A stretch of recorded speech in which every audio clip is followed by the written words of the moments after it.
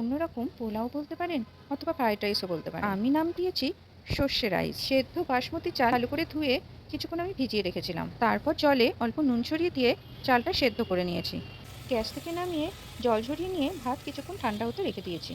আর এদিকে ফ্রাই প্যানে সাদা তেল গরম করে 3 চামচ সর্ষে মানে কালো সর্ষে তেলের মধ্যে দিয়ে দেবো। ভাতের পরিমাণ অনুযায়ী আপনারা ফোড়নের জন্য সর্ষে অ্যাড করবেন, সঙ্গে একটা শুকনো লঙ্কাও দিয়ে দিতে হবে। সর্ষেটা চিরবির করে ফুটে যখন সুন্দর গন্ধ বেরোবে তখন ওই সেদ্ধ করে রাখা বাসমতি চাল ফ্রাই প্যানে তেলের মধ্যে দিয়ে দেবো। রঙের জন্য সামান্য একটু হলুদ দিয়ে দিলাম।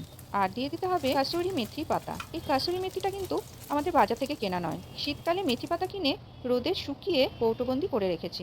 ভাতটা অল্প দিয়ে তার মাঝখানে মেথি পাতাটা দিয়ে একটু মেথি পাতাটা ভেজে নিলাম, তাতে সুন্দর একটা গন্ধ আসবে। এরপর অল্প অল্প করে ভাত দিতে থাকলাম আর নাড়তে হবে। এবার স্বাদ মতো অল্প নুন দিয়ে দেবো। নুন অল্প পরিমাণে দেবো কারণ ভাত সেদ্ধ করার সময় আমি নুন দিয়েছিলাম। স্বাদ মতো অল্প চিনিও দিয়ে দিতে হবে। খেয়াল রাখতে হবে এই রাইসে যেন নুন মিষ্টি ব্যালেন্সটা ঠিকঠাক থাকে। সবকিছু একসাথে ভালো করে মিশিয়ে নিচ্ছি। এখানে আমি কালো সর্ষে ব্যবহার করেছি। আমার মনে হয় সাদা সর্ষের থেকে কালো সর্ষে ব্যবহার করা এখানে ভালো হবে। সব রাইসটা সবকিছুর সাথে ভালো করে মিশিয়ে নিয়ে কেমন হালকা একটা হলুদ কালার এসছে দেখুন। এবার শেষ পর্যায়ে নামানোর ঠিক আগে একটা গন্ধরাজ লেবুর অর্ধেকটা রস চিপড়ে আমি ছড়িয়ে দিলাম রসটা। গন্ধরাজ লেবুর ফ্লেভারটা যাতে ঠান্ডা হয়ে গেলেও রাইসটার মধ্যে থেকে যায় তার জন্য 2 টুকরো গন্ধরাজ লেবু ভাতের মধ্যে আমি দিয়ে রেখেছি। এভাবেই আপনারা তৈরি করে নিতে পারবেন খুব সুস্বাদু সর্ষে রাইস।